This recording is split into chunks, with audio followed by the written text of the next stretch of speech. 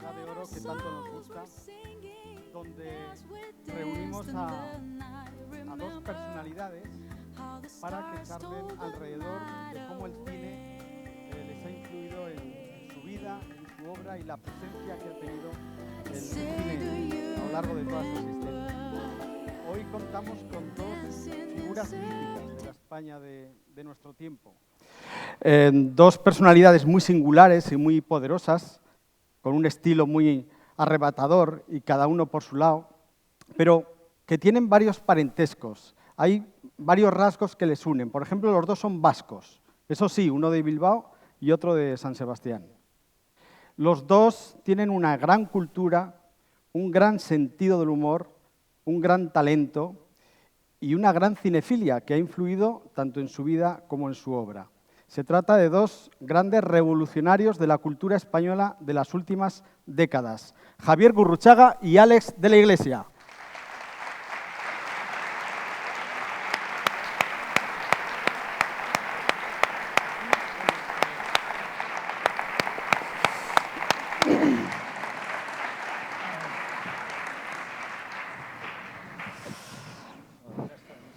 ¿Qué tal? ¿Se nos oye, chicos? Buenas tardes. Hola. Ahora se nos oye. Sí, probando 1, 2, buenas tardes. Hola, ¿qué tal? Sí, hola, sí. Sí, no se oye nada, ¿no? Sí, se oye. Se oye bien, ¿no? Pues se oye en las últimas filas también. ¿Se me oye bien? ¿Se oye a todo el mundo? ¿Aquel hombre de allí de arriba nos oye? No se oye nada. Sigue. Súbeme un poquito porque me estáis eclipsando, no puede ser. ¿Supone algún problema el que... Sí, hola. 1, 2. No, el que seáis uno de Bilbao y otro de San Sebastián? Eso es una buena pregunta. No, en absoluto. Es curioso, porque de alguna manera yo creo que los de Bilbao hemos asumido que San Sebastián es un barrio de Bilbao, es un barrio, ¿sabes? Es un barrio de los afueras y tal, que está muy bien, Bilbao, que está bien ir a verlo, estar un rato y tal. Pero luego ya cuando te quedas un lunes, martes, miércoles, ya es un bajón. O sea, es una ciudad, pues eso, pues que está hecho para los fines de semana. Podéis mandarme cartas todos los de San Sebastián, por favor. Oye, perdonadme, pero es que no solamente me está humillando, sino es que ahora no suena. Sí, que quieres parar quieto con eso, que suena perfectamente. Que se te escucha. Sí. Hola, amigos, ¿qué tal? No, es que Javi quiere el eco. Si no hay eco, no... Me siento mejor con el micro, gracias. Por favor, Luis, pon un poquito de orden. No, Àlex acaba de decir lo que piensa de los de San Sebastián. ¿Tienes algo que replicar? Exactamente, estaba con la microfonía y no le he prestado mucha atención. ¿Qué ha dicho? Alguna fanfarronada, ¿no? Una bobada. Los de Bilbao siempre han sido más rúa, más ahondilla, más crecidos. Siempre han sido un poco fanfarrones. Tienen esa fama. Los chistes que se hacen son todos muy bilbaínos, como bien sabéis. ¡Onda, pues yo los saqué! Son un poquito exagerados. Simplemente que aquí nos encontramos con una persona muy sencilla, muy del pueblo, que es Àlex de la Iglesia. Pero los de Bilbao son fanfarrones, ¿no? ¿Sí o no? Pues sí, un poquito de pueblo supongo que seremos. Bilbao es una ciudad que en este momento además ha sufrido una transformación increíble. Tenéis que ir si no habéis vivido Bilbao, el Bilbao que yo conocí, al Bilbao que existe ahora no tiene nada que ver, es otro mundo. Es como si le hubieran pegado un lavado increíble y lo hubieran transformado como para el público, no para el público mainstream. Antes Bilbao pues era una ciudad muy dura, una ciudad negra, completamente negra. Es curioso porque yo pensaba que todos los edificios eran grises o negros. Y ahora de pronto, pues claro, con el paso del tiempo los han limpiado y descubres que tenían colores y que había como colores en la ciudad.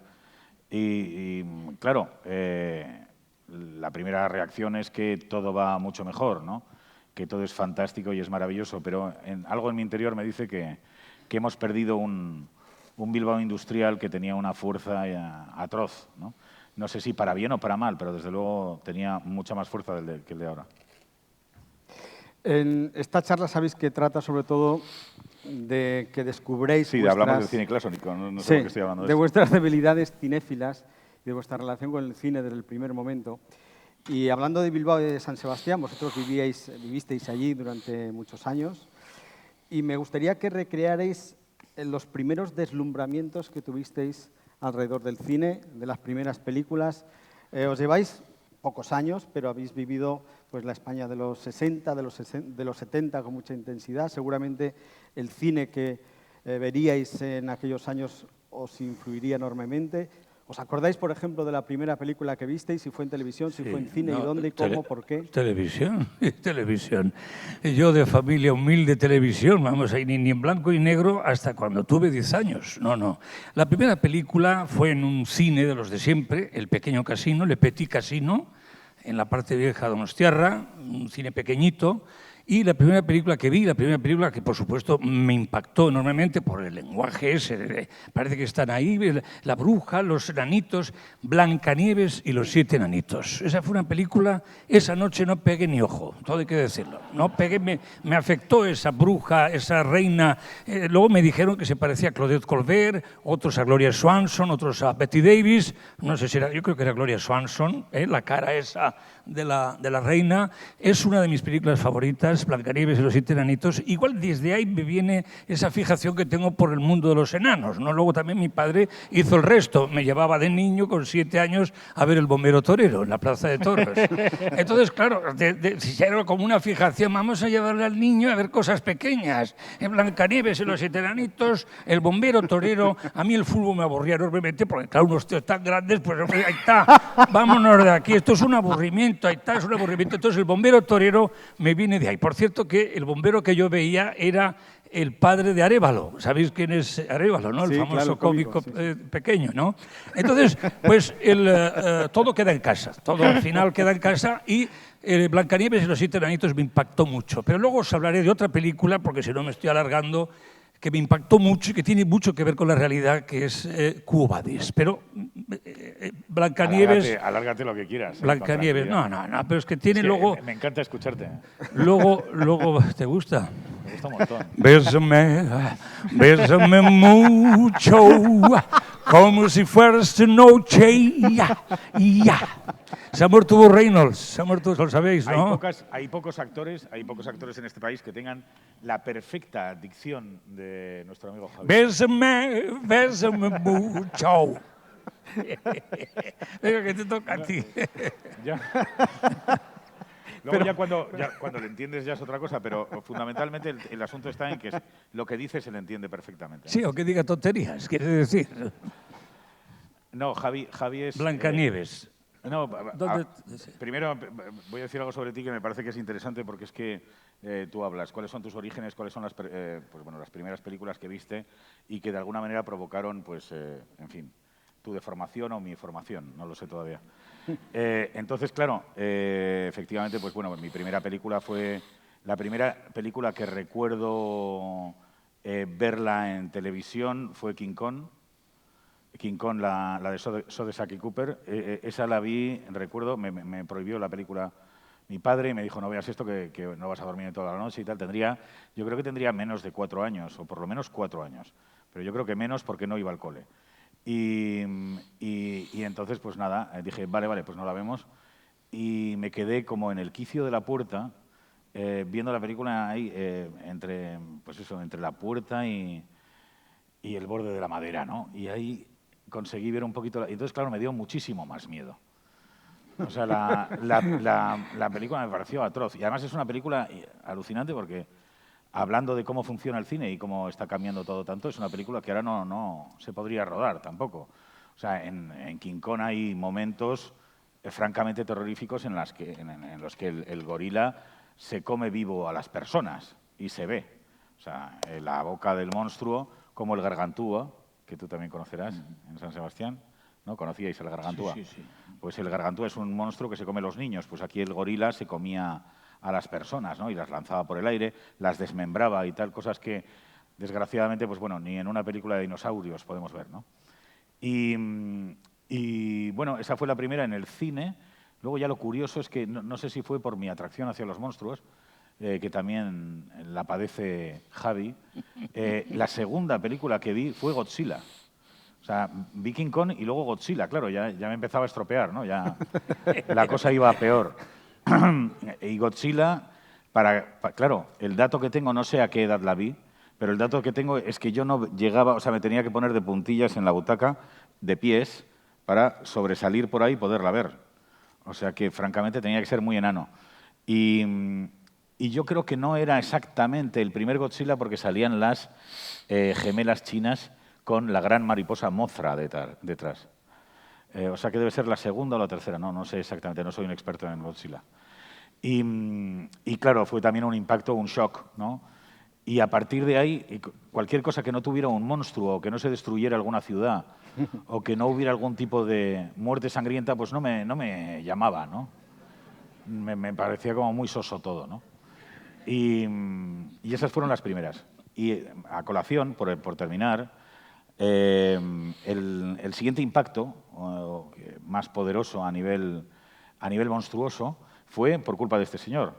Este señor salía mucho en la tele y yo le admiraba con una vehemencia inauditas, ¿no? Para mí, y lo sigue siendo, es una de las personas más importantes a nivel cultural en mi vida, ¿no? Porque, claro, yo al principio, flipaba con la Orquesta Mondragón. Era, quiero decir, el mejor grupo de música de España. Y claro, cuando de pronto le conoces, empiezas a escucharle, ¿no? Y empieza a hablar. Y claro, cuando te empieza a hablar y empieza a hablar de un tipo que se llama Lon Chaney, yo decía, hostia, esto me suena, porque claro, yo tenía una revista que se llamaba Famosos Monsters del cine. La compraba también, pues eso, lo primero que empecé a comprar con mi dinero. Era una revista que salían fotos en blanco y negro de películas de miedo y luego en el medio había un cómic de terror. Y el cómic de terror solía ser de Corben y daban mucho miedo. Ese fue el comienzo. Y allí vi fotos de ese tal Lon Chaney, ¿no? Y un día, un fastuoso día, un día que no olvidaré nunca, este señor se marcó un programa entero hablando de la parada de los monstruos, ¿no? Freaks. Y era una película que yo creía que no existía, que creía que no se tenía o que no se podía ver. Yo había visto unas fotos, pero tampoco las identificaba con una película en concreto. Y este señor se puso a hablar de ello y yo dije, pero por el amor de Dios, o sea, todo ese grupo de fotos míticas que he ido recopilando durante toda mi vida en la cabeza a través de esa revista, se confluyen en una única película y es una película de un señor que se llama Todd Browning y todo eso lo aprendí gracias al señor Javier Gurruchaga, ¿no? Y muchas cosas más. Luego ya me introduje en el mundo del cine de Todd Browning y descubrí que una de sus canciones remitía directamente al guión de una de las mejores películas que he visto en mi vida, que es casi mejor, si no mejor directamente, que La parada de los monstruos, que es Garras humanas. Jacnown se titula en inglés, y es una historia, claro, una historia increíble, que lo mejor que la cuente Javi o que la cante Javi, porque... Qué molado, ¿no? Bueno, como dice la canción, dice, soy el hombre sin brazos del circo, soy capaz de fumar con los pies, cada noche la gente me aplaude más, pero yo me quisiera morir. Con los pies le disparo puñales a una chica que baila ante mí. Todo el mundo se abraza con emoción, pero yo me quisiera morir. Y dice el estribillo, yo perdí mis brazos y perdí tu amor. Me quiero morir, me quiero morir. En fin, esa es la entrada, la presentación que hace Lon Chaney, como decía mi padre. Aquí también otra vez interviene mi padre, que no le gustaba nada el cine, pues me recomendaba todo lo que luego yo me tragaba. Tienes que ir a ver Javi, ven aquí, Torreonera Besenés. Tienes que ir a ver a Lon Chaney. ¿Y quién es ese Lon Chaney? Lon Chaney, ese es el hombre de las 1000 caras. Yo no entendía nada. 1000 caras, Lon Chaney, y era Lon Chaney, Lon Chaney, o como se quiera llamar. Hubo un vicepresidente con Bush que se apellidaba igual, el presidente Cheney, y me hice mucho más tarde, hasta los años 80, 70 finales, me hice muy fan de Todd Browning y de este actor en concreto que hizo muchas de sus películas con Todd Browning, que era Lon Chaney Senior. Ponen algunas biografías porque tuvo un hijo terrorífico que hizo el hombre lobo, que mejor que no lo hubiese, en fin, que no hubiese nacido. No, las hizo todas. El hijo las hizo todas. Hizo el hombre lobo, pero también hizo de Frankenstein, hizo incluso de Drácula. Costello, pero eran todo paródicas. Al lado del padre no tiene nada. Bueno, Lon Chaney, y me puse morado con Lon Chaney porque, en efecto, un señor que es el fantasma de la ópera y en otra es El jorobado de Notre Dame, y en otra es el del Trío Fantástico con un enano y con un gigante, monta hay una banda de gángsters que roba a los ricos. Tiene tanto éxito la película muda que hacen una versión sonora donde él pone 5 voces, hace de abuelita, de ventríloco, de monstruo, de enano, hace de todo. Entonces no me lo podía creer. Había 2 grandes estrellas para mí, Chaplin en el cine de humor y el gran Lon Chaney en el cine de terror, que valdría un poquito, pues el Robert De Niro de hoy, pues el que hace las de malo sería Lon Chaney y el que hace, bueno, cualquier otro cómico, ¿no? Lon Chaney ha sido fundamental para todos, sus historias eran maravillosas y luego hablaré también de una big surprise que me llevé el otro día viendo de nuevo, Mi gran noche, que es, si no me equivoco, la antepenúltima película de Alex, ¿no? Cuando vi Mi gran noche tranquilo, yo la había visto en el cine con amigos y tal, de repente vi, oye, ¿y este cabrón? Pero si esto parece del Fantasma de la Ópera, pero si esto parece del Rafael, aquí parece el que se quema la cara, el del Fantasma del Paraíso. Pero no me lo puedo creer. Y este otro trocito parece Danzad, malditos, aquella que vi con Jane Fonda. Pero, y este homenaje a Ginger y Fred, y los figurantes, y se ríen y dejan de reírse, y se ríen. Entonces de repente vi, pero este tío tiene mucha información, es maravilloso, ¿no? Y lo digo sinceramente, no porque esté aquí, somos amigos, nos llevamos unos cuantos años, él es 20 años mayor que yo, pero vamos, no importa. El caso es de que de repente vi que ahí había muchos ingredientes. Rafael, que para mí, para mi gusto humilde, nunca ha sido santo de mi devoción, está estupendo. O sea, esa dentadura, esa boca, me acuerdo del anuncio del año anterior, que salíamos a dar Caballé con otro, que era una película. Con el anuncio, ese anuncio lo hizo un amigo. Ese anuncio lo hizo Pablo, un amigo mío, y Pablo Berger, director de cine. Y cuando lo vi, fue cuando dije, tiene que ser Rafael. O sea, porque esa sensación, ¿no? Esa sensación preternatural, digamos, ¿no? Cósmica, ¿no? Metafísica, ¿no? De ver a Rafael y de pronto darte cuenta como una especie de hierofanía sagrada, dices, valga la redundancia, dices, es España, ¿no? Este tío. Con todo lo bueno y lo malo que eso supone, ¿no? Quería añadirte una cosita. Cuando vi a Rafael haciendo ese personaje, me acordé de otra película importante del cine mudo de terror. ¿Os acordáis de Conrad Bates, el actor alemán que emigró con los nazis, hizo de nazi en Casablanca? Pues Conrad Bates tiene, como sabéis, un gran pasado en el cine mudo. El hombre que ríe. Hizo El hombre que ríe siempre, o que tiene varias traducciones. El hombre que siempre ríe, ¿no? Que no puede, tiene una deformación donde está no puede cerrar el músculo, está todo el rato sonriendo. Le pasa una desgracia y estás bien, estás mal.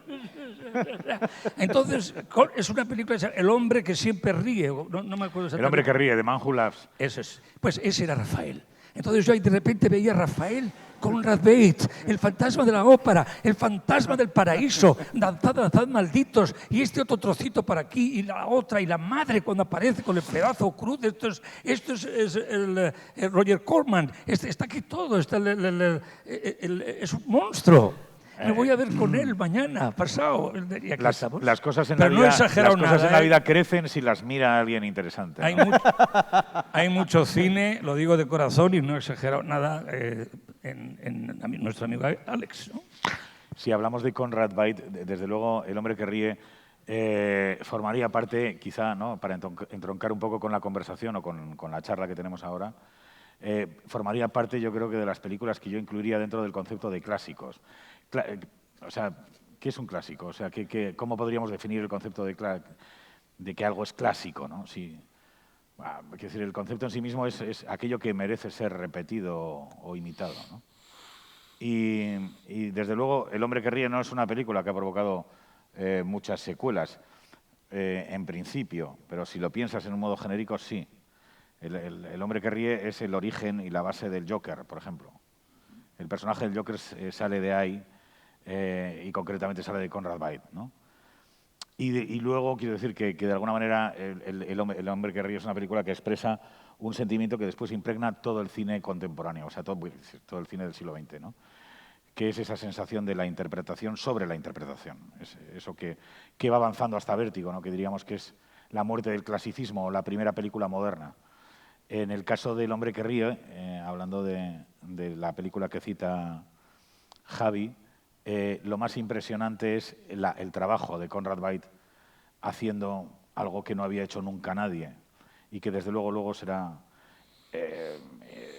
imitado o se intentará imitar, pero desde luego nadie lo consigue como él, que es expresar con la mirada, la base fundamental del cine es la mirada, expresar con la mirada un sentimiento que no corresponde con tu expresión facial. Yo creo que esa es la clave, es una de las claves fundamentales de las que nadie habla en el cine y curiosamente a mí me parece de los aspectos más importantes, que es la utilización de la mirada para el lenguaje cinematográfico. Y eso está en esta película, desde luego, en uno de los mayores exponentes. El hombre, tú notas que está sufriendo aunque se está riendo. Eso es prácticamente imposible, ¿no? Y lo consigue Conrad Veidt. Desde luego está en la lista de los mejores 5 actores de la historia junto con Lon Chaney. Y eso podría ser extensivo a las películas. No necesitaríamos, de hecho, hay gente que lo comenta, no necesitaríamos el cine sonoro. Es acojonante decir esto, pero hay tantas películas buenas que no hemos visto en el cine mudo que con eso ya nos basta. En el cine mudo no solamente están los 4 clásicos que nos han contado, sino hay una infinidad de películas que yo mismo tampoco he visto. O sea, no creáis que ahora voy de...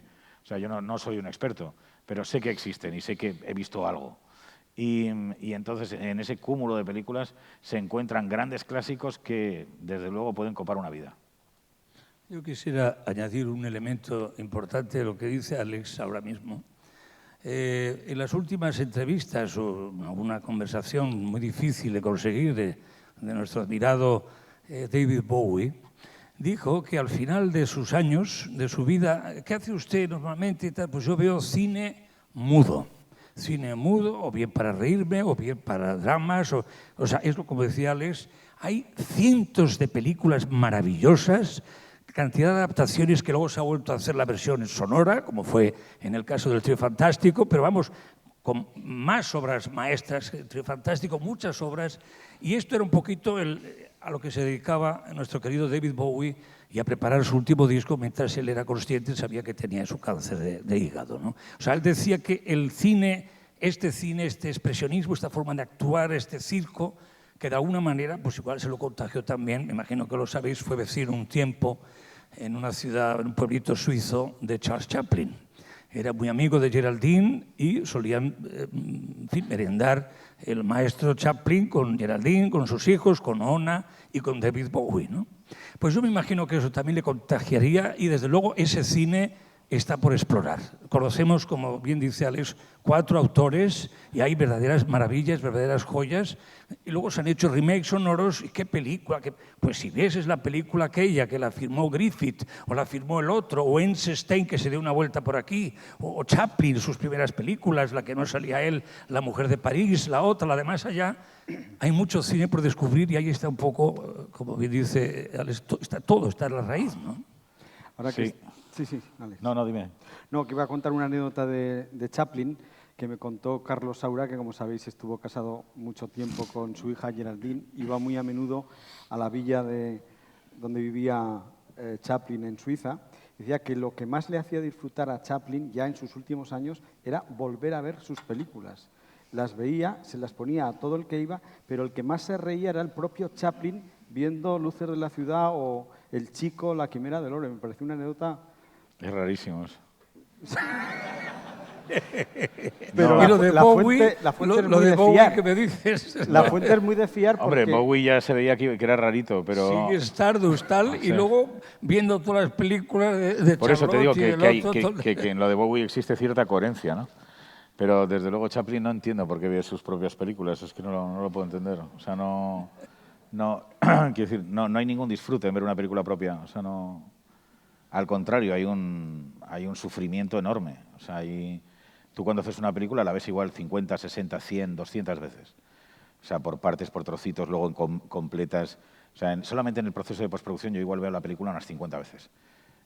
Luego ya otra cosa es el tiempo que tú te tiras, o sea, los 3, 4 meses que te tiras editando en los que ves la película por fragmentos, la ves 1000 veces. Y luego, además, no ves solamente la película, sino quiero decir, la película multiplicada por 10 o por 20, dependiendo del material que hayas rodado. O sea, cada toma se multiplica por todas las que has rodado y por todo el material que vas recopilando, ¿no?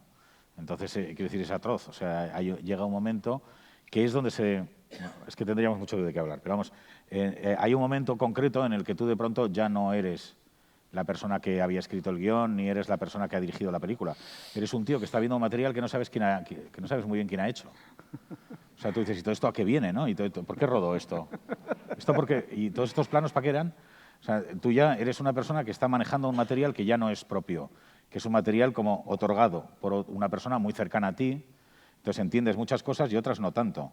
¿Por qué? Porque ya no estás digamos, ya no estás en la vorágine de presión del rodaje. O sea, hay muchísimas cosas que, claro, en el momento del rodaje son explicables, pero en la tranquilidad de la edición no. Cambios de decisiones en una toma con respecto a otra. Claro, dices, no, es que entre esta y esta, este tío fue al hospital. Ah, coño. ¿Sabes? No sabes cosas que han pasado, porque ya no te acuerdas. Igual te acuerdas mucho, pero quiero decir. Entonces, en todo ese proceso llega un momento en el que tú te vuelves un enemigo de la película. Hay un momento en el que tú estás trabajando, digamos, como el peor de los críticos. O sea, odias al tío que ha hecho eso. Y estás diciendo, bueno, me han encomendado a mí este trabajo súper desagradable que es intentar salvar la película de este tío. Y entonces empiezas a ver todos tus problemas, todas tus carencias. Yo me río de quiero decir, me río de la gente, bueno, no me río de nadie, pero te quiero decir que es muy poco doloroso la opinión de alguien ajeno a ti, porque la tuya es infinitamente peor siempre. O sea, tú estás manejando el material, sabes lo que ha ocurrido y lo que querías hacer y lo que tienes. Entonces, claro, la lucha contra el resto del mundo es efímera en comparación con tu lucha personal, ¿no? de lo que tú pretendes y lo que tienes, ¿no? Entonces, claro, en todo ese proceso, repito, te vuelves un poco enemigo de la película. Hay un momento en que te creces como editor porque dices, la he salvado. Hay un momento que dices, Dios mío, la he salvado. O sea, empieza y acaba, esto tiene sentido, ¿no? Y luego ya hay un momento excelso en que dices, Santa Madre de Dios, es que está muy bien. Porque, pues no sé, porque cosas que creías que no iban a entenderse se entienden y en ese momento es cuando se la entregas a los demás, ¿no? Pero, claro, revisitarla, como dices, de Chaplin, eso me parece como demencial, es como volver a vivir el instituto, es como una cosa como que no tiene sentido ni razón de ser. O sea, ¿tú no te imaginas con 90 años poniendo a tus nuevos amigos en Día de la Bestia o a la comunidad en tu casa? Absoluto. Ninguna de mis películas, o sea, no es un o a proceso. tus nietos. Hay una cosa que es curiosa, que en algunos festivales tú vas y de pronto ves una película tuya, ¿no? A ti también te pasará con la música, quizá. Tú ves una película tuya y ya ni la recuerdas, ¿no? Y entonces la ves y tienes como unos fragmentos de momento, luego ya empiezas a recordar y se estropea. Pero hay un momento en que puedes observarte a ti mismo desde fuera. Eso es fascinante porque ninguno de vosotros podéis hacerlo, a no ser que hagáis cine o quizá a través de la literatura o de la poesía de una manera más indirecta. Pero en el cine sí que te da de pronto la sensación de poder ver a alguien exterior a ti que ha hecho una cosa y tú puedes verla desde fuera. Claro, eso sería la magia. Conseguir eso sería la magia que nos convertiría a todos en los mejores directores del mundo. Porque lo más difícil que sucede al hacer una película es que te la sabes. Entonces no puedes decidir con esa agilidad con la que decide el público acerca de si algo está bien o mal. Tú ves una película, yo por ejemplo, las películas de los demás, vamos, me encantaría editarlas todas, ¿no? Como nuestra famosa anécdota. Pero quiero decir, tú enseguida dices, bien, mal, regular, corta, aquí no, aquí sí, esto funciona, esto no, ¿sabes? Es matemático, quiero decir, cualquiera que sea un profesional que lleve, pues eso, 30, 35 años trabajando, lo hace. O sea, tú ves la película y pum, pum, pum, pum, pum, la diseccionas, para bien o para mal, pero bueno, tienes tu manera de verla. Sin embargo, con las tuyas no puedes. Tú tienes que verlas desde dentro, es como si te intentaras pintar a ti mismo como dentro de un jersey, o sea, es que es imposible, o intentaras describir una situación en la que tú estás, dices, oye, por favor, ¿puedo salir fuera? No, no vas a salir fuera nunca, vas a estar siempre dentro. Entonces no tienes esa capacidad de entender las cosas como los demás. Excéntrica. Tú estás dentro, no puedes describir un fenómeno si estás dentro. No puedes verlo en conjunto, ¿no? Es como si te dijeran, ¿cómo es el caballo? Y te meten en las tripas. Pues no sé, ¿sabes? Eso es lo que pasa cuando haces una película. Por eso te digo que el proceso de revisitarla es muy doloroso. Ves todos los problemas, recuerdas todas las angustias. Y luego sí, existe ese pequeño momento como de lapsus en los que de pronto ves un trozo y te ves a ti mismo y dices, en unos casos dices bien y en otros casos dices, acaben con él, ¿no? Por eso os digo que la mirada excéntrica y el miedo a la mirada excéntrica es fatuo. El peor miedo es tú mismo contra ti mismo. Vamos a hablar de... Quiero apuntar una cosita. Imaginaros el miedo, la tortura que supondría para Chaplin el hacer una película, porque él hacía el guión, él era el actor, él era el director, el editor, él hacía la música. El productor. Era el productor, el que dueño ponía del la estudio. pasta, todo. O sea, era Dios. Pasa que tenía un problema. Componía la música, pero copiaba. Y si os acordáis, en Luces de la Ciudad, lo que suena es la violetera. La escribía, y el maestro Padilla, la protagonizaba, la dirigía. Sí, pero la música no era de él, no era de él la música. The Vanderflower era la violetera y el maestro Padilla le puso un juicio y ganó el maestro Padilla y Chaplin tuvo que soltar. O sea, tiene que ser eso terrible de repente ver que eres el dueño de todo, fíjate qué trauma, y encima la música no es tuya sino se la has robado. Como decía Xavier Cugat, que era amigo del maestro Padilla, se la ha robado al maestro Padilla la violetera. La violetera es del maestro Padilla y no de Chaplin, ¿no? Digo esto, pero al mismo tiempo también apunto una cosa que es muy interesante desde fuera y desde dentro, y desde dentro y desde fuera. Yo creo que Chaplin en ese caso sí tenía esa cualidad de salirse y meterse, y eso está además en color en el año 40 en El Gran Dictador. Hay un CD adicional que lo filmó, creo que su hermano o su hijo, no sé qué exactamente, que está en color y él haciendo de mujer, haciendo de hombre, haciendo de marquesa, de nazi, de lo que fuera, y luego se ponía a dirigirla y se ponía de actor y se ponía a dirigirla. Y bueno, eso lo hizo Charles Chaplin, que era un genio, pues eso está, aparte de un CD que es de la película y un CD, cómo se hizo esto y se ve toda la trastienda del maestro, ¿no?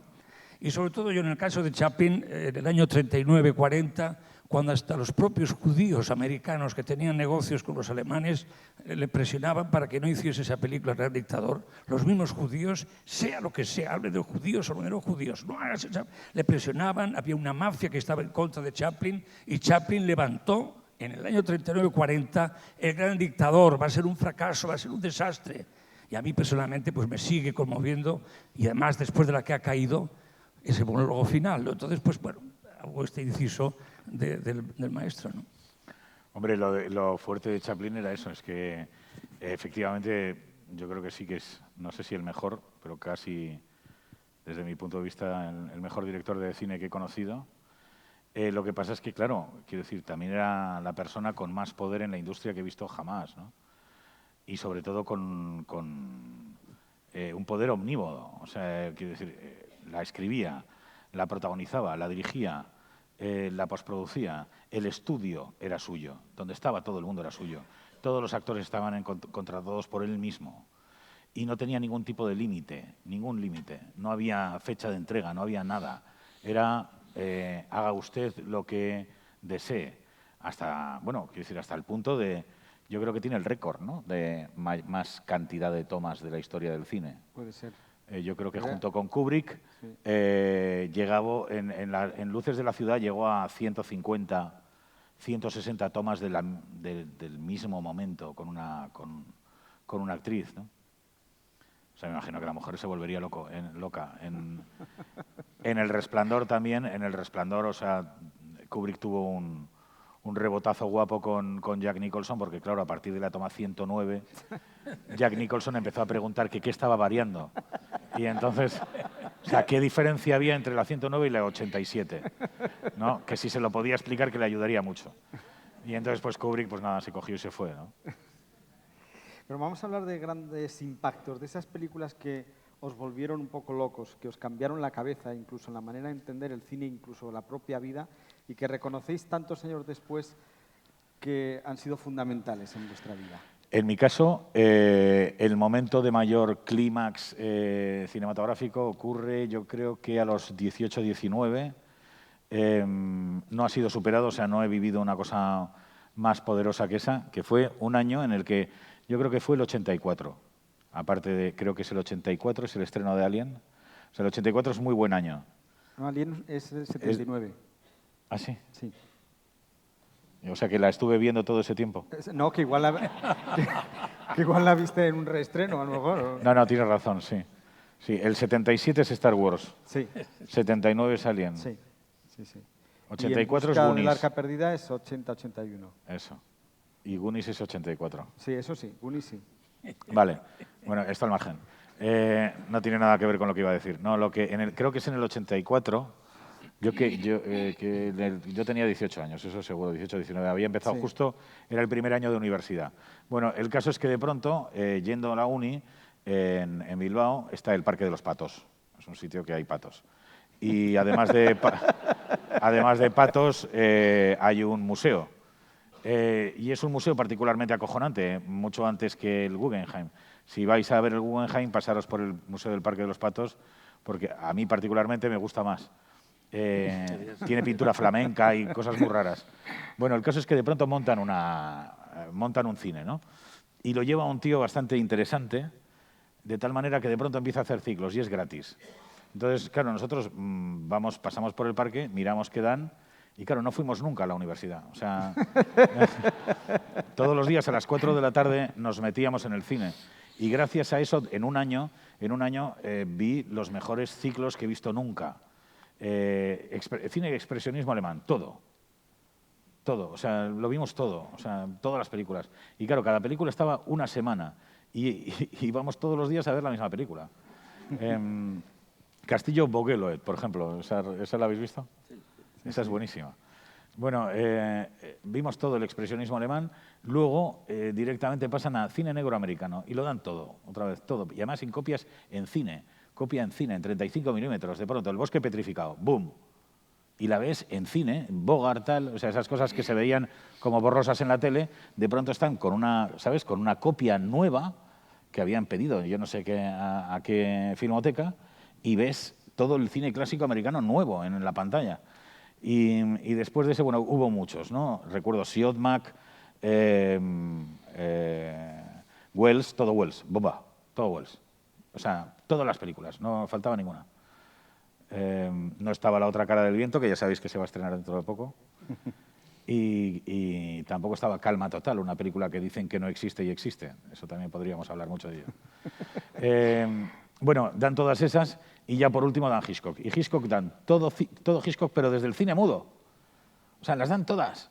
O sea, o prácticamente todas. Igual faltaba alguna de cine mudo que no pudieron conseguir la copia, pero yo recuerdo haber visto hasta las mudas. Y ese es el momento, yo creo que para mí, de mayor shock, ¿no? De ver todo a mogollón, y además sin límite, ¿no? Películas que estaban descatalogadas en ese momento, porque ese mismo año luego estrenan en el cine, igual lo recordáis algunos, una serie de películas que se llama Lo esencial de Hitchcock. Sí. Y las estrenaron en cine también en copia nueva. Pero nosotros las habíamos visto antes en el museo, ¿no? Me refiero a La ventana indiscreta, El problema con Harry, El hombre que sabía demasiado, Con la muerte en los talones, La ventana indiscreta y Vértigo. ¿Y Marnie la ladrona? Sí, Marnie la vimos, pero no estaba dentro del ciclo de Lo esencial, porque se refieren a unas películas que eran de Universal, que estaban descatalogadas por alguna razón y no se habían visto en cine desde hacía décadas. Desde el estreno, seguramente, sí. Pues, décadas. Sí. Y, por ejemplo, pues eso, pues no, se habían visto en televisión. Por ejemplo, en la copia que se había visto, no sé si en España, eso ya no me atrevo a decir nunca, pero desde luego la copia que circulaba del hombre que sabía demasiado era en blanco y negro. No había una copia a color. De pronto la vimos a color y flipábamos, ¿no? Bueno, es que había dos versiones. El hombre que sabía demasiado, una en blanco sí, y bueno, negro, otra en color. sí, la de Peter Lorre. La del año 35. Sí, es que hay una, sí, no, pero es que la de James Stewart estaba en blanco y negro. Ah, no. Y claro, fue absolutamente demoledor, ¿no? Eso sí que fue un encuentro con un cine que desconocíamos. La soga también estaba. Sí, es verdad. La soga a color, una copia nueva. ¡Bum! Entonces, la sensación primero de retroceso, ¿no? De decir, ¿qué estamos haciendo ahora? ¿Por qué? ¿Por qué el cine de ahora es como ahora? ¿Por qué no es como el de antes? O sea, ¿por qué no es mucho mejor? ¿No? Esto tendríamos que hablar mucho, ¿no? Aparte de achacarlo a la razón verdadera, que es a nuestra torpeza, a los que hacemos cine. Aparte de eso, pues bueno, a una manera diferente de ver el mundo y de ver la industria, sin duda, ¿no? Que nos llevaría mucho tiempo. Pero podríamos irnos más para atrás incluso. O sea, es que claro, es que son los clásicos. Y esto entronca con la conferencia. Son los clásicos. Son gente que ha vivido, pues como antes existió en Grecia, un grupo de gente como Sócrates, Platón, Aristóteles, que pensaron todo lo que había que pensar. O sea, ahí está todo. En ese grupo clásico, ¿no? Del 500 a.C., ahí se piensa todo. ¿Y luego qué queda? Pues como en el cine quedamos nosotros, que somos, pues bueno, pobres diablos imitando la imitación de la imitación de la imitación, pues en el pensamiento también ocurrió lo mismo, ¿no? O sea, a partir de Platón pues solamente quedan buenos y geniales imitadores, ¿no? Kant tenía gracia, pero vamos, pocos más. Bueno, después de esta maravillosa intervención del maestro, voy a intervenir yo un poquito y... No, absolutamente de acuerdo, porque además él se ha confesado con varias de las películas de las que ha hablado. Si habéis visto esa obra maestra, que es Perfectos Desconocidos, podréis apreciar que hay guiños a La Soga y guiños a Vértigo también. Por lo menos yo los he encontrado. A nuestro amigo Hitchcock hay varios guiños. Están todo el rato en el mismo sitio como estaba James Stewart, el otro día de la moto, va cambiando la luz, Ahí hay mucho Hitchcock en Los Perfectos Desconocidos, ¿sí? Obvio, no? Sí, pero vamos a hablar de este tema. Pero vamos a hablar de mis fetiches, sí, vamos a hablar de mis fetiches. Mi primer gran fetiche, que si por supuesto ahora existiese, tendríamos el material. Lo tendríamos en un personaje que es odiado, odioso, impresentable y que vive, ¿no? Pero a mí a los 5 o 6 años me impresiona mucho Quo Vadis, la película de Melville Roy con Deborah Kerr, Robert Taylor, que estaban aburridísimamente cursis, es un tostón. San Pedro y San Pablo. Es la película favorita de mi hermano. Pero a mí, sin embargo, Nerón. ¿Cómo estaba Peter Ustinov ahí? ¿Cómo estaba Popea? ¿Cómo estaba Nerón con el dedo, con lo caprichoso que estaba? Y ahora voy a cantar. La loqueta al canto, no sé qué, no sé cuál. Pues yo no he visto un personaje político, ni siquiera con los histriones del nazismo, tan disparatado como el señor Peter Ustinov en Quo Vadis hasta hoy, hasta nuestros días, que tenemos su alter ego en Donald Trump. Donald Trump es exactamente el Nerón de Quo Vadis de 1950. O sea, es increíble. ¿Habéis visto? Hace el mismo saludo, tiene la misma cretinez. Ahora todos los ministros, no me diréis que es un espectáculo impresionante. Los 17 ministros, ¿quién ha sido? Pues yo no. Pues yo no he sido, pues yo no tengo ni idea. Y está haciendo ahora preguntas a todos porque lo va a fusilar a quien descubra quién ha hecho esa carta anónima. ¡Shut up! ¡Traidor! ¡Traición! Es igual que Nerón, es igual que Quo Vadis. Tenemos un idiota, un estúpido, un hotelero, un absurdo monstruo que estuvo meses hace poco en meterse en una guerra con Corea, llamándoles enano, gordo, gordinflón, con ese corte de pelo, cabezón. Pues yo la voy a hacer tremenda. Y luego al mes y medio está con él. Es una persona estupenda, mi amigo Chonchonchín. Es maravilloso, porque es encantador, porque es fantástico, pues sé cuál. Luego lo dirán. Luego, este está de la cabeza. Entonces, ha salido ahora una nota de que varios de sus ministros le retiran las firmas. No ha llegado, señor presidente. No está. No encontramos. No, lo de la bomba atómica. Pues no, creo que ya no tenemos bomba atómica, señor presidente. Su mujer le llama por teléfono. Ha venido el peluquero, el señor Trump, sí, para pintarle todo. Sí, ya sabemos que es calvo. Sí, no se preocupe. Le hacemos ahora todo para que parezca Elvis. Muy bien. Bueno. Después estoy diciendo la verdad, desde Peter Ustinov, grandioso, actor inglés, maravilloso de origen ruso, haciendo de Nerón. En Quo Vadis yo no había visto una lira semejante, tampoco había visto. Porque lo que es curioso es la afición de Nerón por la música. Era muy mal poeta, pero es que el desgraciado de Donald Trump también tiene unas aficiones curiosas. Su primer ídolo, su primer grupo, el que más idolatra, con el que cierra sus mítines, son los Rolling Stones. como locos con esta de You Can Get Always What You Want. Es un título enorme. Y termina los mítines despidiéndose con globos y ya siendo presidente con esta canción de los Beatles. Oye, de los Rolling. Le gustan los Beatles, le gusta Aerosmith. Oh, it's amazing, it's terrific. Oh, Steve Tyler, marvelous. Oh, está loco, nuestro presidente. Entonces la noticia hoy es 17 ministros están temblando porque alguno va a perder el puesto. Eso es Nerón, eso es Cuba. Yo a los 6 años he visto en primer lugar un actor maravilloso, un actor y una historia que se repite y que vuelven los dictadores y vuelven los histriones y vuelven los monstruos y nunca mejor dicho en los momentos que estamos viviendo con la discusión esta que hay sobre si sacar o no sacar la cajita. Entonces, pues con esto está dicho, toda la historia se repite, están volviendo los nazismos, los fascismos, está Austria, está Hungría, estamos volviendo a los años 30. Y por un lado, pues eso me permitiría a mí pues, trabajar con Alex haciendo una versión nueva de tiempos modernos, por ejemplo, en color. Después de Cubadis, la película que más me marcó, tenía 13 años y volví locos a todos los de mi cole en Los Ángeles, en San Sebastián, en el colegio de Los Ángeles. Era un colegio pues, para pobres, yo era de familia humilde, muy humilde, no, muerta de asco, ¿me entiendes?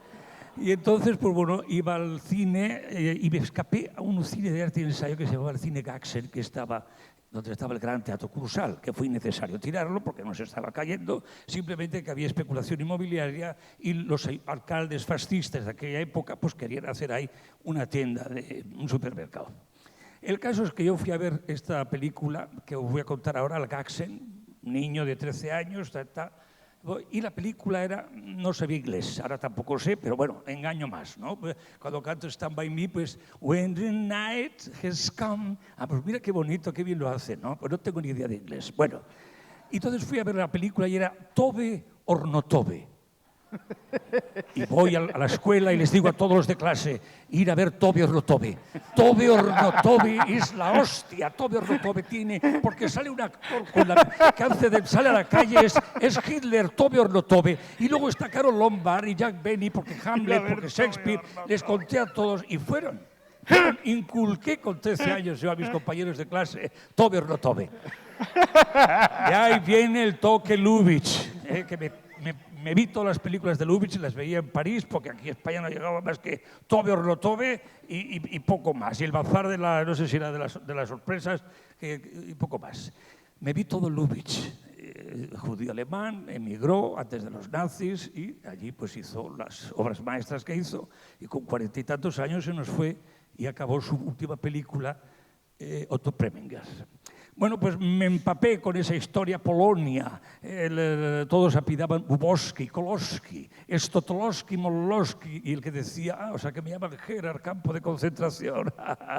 Bueno, es una película maravillosa. Quien no ha visto la comedia, quien no ha visto el toque Lubitsch, es genial, ¿no? Pues esto me pasó a los 13 años. Entonces, 6, Peter Ustinov. A los 13, Tobe or no Tobe. Que incluso de guión, os confieso que la encontré superior en cuanto a diálogos y tal al Gran Dictador, aunque el tema era el mismo, Hitler, bueno, todas estas cosas. Y luego hay otra película que me vuelve loco, aparte de todas estas terroríficas que me gustan, las que compartimos, Alex y yo y Luis, en fin, estamos de hecho, pero somos el trío fantástico, si habéis visto la versión muda o la sonora, da igual, nos parecemos incluso, yo soy la abuelita, Lon Chaney. Pues luego viene, a mí las películas de vaqueros, las vacas, las de tal, me recuerda un poco a los votantes de Trump. No me interesaban nada, lo más mínimo, me interesaba mucho más cine negro. Y el gran descubrimiento del cine negro para mí ahí es El halcón maltés. Ese actor alemán, con esa caída de ojos, con esos ojos enormes, Peter Lorre. ¿Cómo no vamos a amar a Peter Lorre? Si en el fondo tú y yo nos conocimos por Peter Lorre, ¿te acuerdas? Porque luego se descubrió que era de Bilbao. Es decir, el cine que nos gusta es casi el mismo, ¿no? Pero son 3 actores, como también Charles Laughton. Voy a contar una anécdota muy pequeñita. Cuando hice El Rey Pasmao, que es el Conde Duque de Olivares, en el New York Times, me estás eclipsando, en en el New York Times salía una crítica que decía: hay un actor que hace una fascinante, histriónica actuación estupenda del conde duque de Olivares, que el de Count Duke de Olivares, y Gabino Diego siempre me tomaba el pelo. Mira como nos recuerda mucho a nuestro amado Charles Laughton. Entonces, claro, con lo de Charles Laughton, pues me tiré también otro tanto de años. Gabino Diego me vacilaba con Charles Laughton, ¿no? Pues Charles Laughton también es otro actor que Charles Laughton, Peter Lorre, como veis, todos son deformes, ¿no? O sea, tienen algo que ver con nuestro mundo, ¿no? Fuerza, tienen fuerza. Y entre los gustos que sé que compartís está un director español que a los dos os interesa y os ha fascinado mucho, que es Luis Buñuel. Sí, claro. No, es que estaba pensando ahora, cuando estabas hablando de Peter Lorre, perdona, no viene a cuento, pero Sí, cuenta lo que quieras. la mejor frase de Peter Lorre está en Casablanca, ¿no? Cuando dice: me odias, ¿verdad, Rick? Y dice: si pensase en ti, probablemente sí. es demoledor, ¿no? Y tiene apellido vasco, Ugarte se llama. Sí, el personaje. La película. Pues sí, hombre, Buñuel también es más que un impacto, es como, lo que pasa es que yo no lo considero, fíjate, siempre que hablamos de directores y tal, pienso sobre todo fundamentalmente en Hitchcock, o sea, porque es como el concepto en sí mismo de cine, no es prácticamente el cine, no es como el que lo resume todo, ¿no? Y luego, pues bueno, pues los grandes, ¿no? O sea, no os voy a descubrir ningún nombre, o sea, todos los nombres que manejo pues son, no sé, Josh Cukor, Anthony Mann, Siodmak, Turner, no sé, todos los que le gustan a este señor y nos gustan pues a todos los que amamos el cine, ¿no? Entonces Buñuel, digo que no lo incluyo dentro de toda esa gente porque para mí Buñuel sobrepasa el concepto de director de cine, ¿no? Es una especie de filósofo visual, ¿no? Es algo bastante más grande, a mí me parece, que no solamente un director con una obra específica, no lo incluiría en ciclos. Me parece que es alguien que supera su propia disciplina, ¿no? Pero bueno, esa es mi opinión. ¿Qué películas me gustan más de él o qué películas? El periodo mexicano, yo creo que el periodo mexicano es el más poderoso para mí, visualmente el más poderoso sin duda, vamos, aparte de esta película de la que hemos hablado tanto últimamente, que es El Ángel Exterminador, que de pronto parece como que a todo el mundo le fascina, pues sí, efectivamente es muy buena. Y otras muchas más que son alucinantes, ¿no? Lo que pasa es que, repito, la sensación que da Buñuel cuando estás viendo una película no es la sensación de estar viendo solo una película, sino de alguien que está introduciéndose en tu cerebro de una manera malsana. Hay directores que han llegado a eso o que están cerca, como pues en nuestra época, como podría ser, por ejemplo, Lynch o otros que se han acercado un poquito, pero no con la agudeza y la profundidad de Buñuel. Y ya concretamente, para corroborar esto que digo, en una entrevista que hicieron a un grupo de directores entre los que estaba, por ejemplo, John Ford, ¿no? Aparte de Hitchcock, y estaba concretamente en esa cena, curiosamente estaba Buñuel, pues Hitchcock se levantó y pidió un aplauso para el mejor y más humilde de todos nosotros, y todos aplaudieron a Buñuel. Así que yo creo que eso lo cuenta todo. Sí, que fuera Hitchcock precisamente, ¿no? El mejor y el más humilde de todos nosotros, con 2 huevos. Bueno, yo sobre el maestro Buñuel, yo diría que cuando tú decías que sus películas son algo más que películas, yo diría que son películas, son unas historias retorcidas, hay mucho también psicoanálisis, hay mucho Freud, hay mucho Dalí, y sobre todo yo veo mucho Goya. Estoy con Luis Alegre, estamos con Luis Alegre, es aragonés, y yo veo las caras de los personajes, me recuerdan mucho a los caprichos de Goya, gente desdentada, verdaderos monstruos. A principios del 19 ya dibujaba esa parte tenebrosa, oscura. Yo creo que el blanco y negro le iba muy bien a Buñuel. A mí la etapa francesa, bueno, bien, pero no me mata. A mí la mexicana, coincidimos, es la que más nos toca. Los Olvidados es tremenda, ¿no? Simón del Desierto. Si no habéis visto una película Simón del Desierto, por favor, verla porque es un flipe. Igual que Simón en el desierto, una película que además a mí en lo personal me tocaba mucho. Yo en aquella época estaba saliendo con una chica que era, en fin, estaba completamente enamorado de ella. Luego me enteré que llevaba una vida muy... Vamos, que tenía 5 amantes a la vez, entonces era un poco difícil mantener esos cuernos, ¿no? Entonces la fui a llevar al cine. Vamos a ver, hay un ciclo de Buñuel, una película que te va a volver loca. Venga, vamos, venga, ya verás cómo te gusta. Y la llevé a ver Él. ¿Os acordáis de Los celos, Arturo de Córdoba? Al final termina de capuchino, que es una especie de psiquiátrico, Los celos. Y yo, en el fondo, estaba pasándolo de mal como Arturo de Córdoba, porque yo sabía que ella tenía el teléfono siempre muy suelto para llamar por teléfono, ¿eh? Ella era muy suelta. ¿Y qué pasa? ¿No te gusta la... Sí, que no notas un poquito, no sé, no te das cuenta. Por ¿No notas la ironía? Esto de que va. No, nada, no, ¿cuándo va a acabar la película esta? Estoy hasta los cojones. Y digo, y con ese vocabulario, estoy hasta los cojones cuando va a acabar la película. Y no notas, no sé, ¿qué opinas de los celos, cariño? Porque los celos... Bueno, a ver si termine ya esta película. Y Arturo de Córdoba... Debilidad total por ese actor desde entonces. Luego vi El esqueleto de la señora Morales, que la hizo Luis Alcoriza. Es también otra historia basada en un cuento gótico de Arthur Machen, maravilloso, con Amparo Ribelles, con Arturo de Córdoba.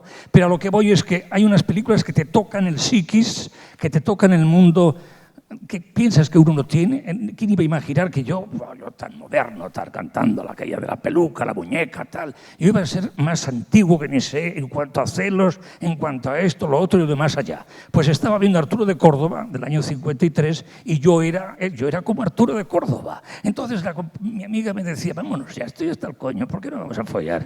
Y entonces... El caso es de que Él fue una película fundamental y, como ha dicho Alex también, Simón del desierto, Nazarín, y luego llega esa película, Susana la perversa, que también se llamaba Susana, demonio y carne. Es una historia genial, aquella que se follaba al padre, al hijo, al suegro y a todo. Era impresionante, ¿no? Una película del año 50 y pocos y era mucho más fuerte, más escabrosa que lo que hemos visto el otro día con el féretro del caudillo, ¿no? Entonces, Susana la perversa era fuerte, pero luego llegamos a esa que nos une y que nos une también, de alguna manera, ya me perdonarás, Alex, con tu cine. Porque ya son 2 películas, es En el bar... Y es la película, a mí es una delicia, Perfectos desconocidos, donde el guiño de no salir de la sala, donde al principio están todos encantadores, al final se van a comer, es El ángel exterminador, eso es Buñuel también, y eso de alguna manera cierra un poquito este ciclo. Para mí la época mexicana, ahí está Goya, ahí está Dalí, ahí está... También Alex de la Iglesia en ese mundo maravilloso. Hombre, es que has apuntado una cosa que, precisamente entroncando con la idea de lo clásico, yo creo que lo verdaderamente clásico, si podríamos definir lo clásico no tanto en el cine, en el cine también incluso, es el concepto de lo macabro. O sea, lo macabro define de alguna manera el espíritu artístico o espiritual español, ¿no? Lo macabro, lo negro, o sea, quiero decir, has citado a Goya. Azcona, los muertos, lo grotesco, lo monstruoso, lo irreal, lo exagerado, lo histriónico, aquello que se pasa, aquello que no está bien porque es demasiado.